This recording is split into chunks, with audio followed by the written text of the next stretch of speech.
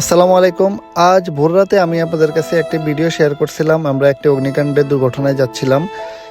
যেই দুর্ঘটনাটি ঘটেছিল তার একটা ভিডিও ফুটেজ আমি আপনাদেরকে দেখাচ্ছি। এখানে একটা বিস্ফোরণের ঘটনা ঘটেছিল একটা প্লাট বাসায়।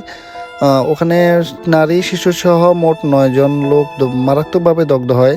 অগ্নিকাণ্ডের কারণ হিসেবে ধারণা করা যায় তাদের যে গ্যাসের চুলাটি ছিল সেটা তারা চালু করার পরে ওখানে আগুন জ্বলেনি। আগুন না জ্বলার ফলে তারা গ্যাসের চুলাটি বন্ধও করেনি।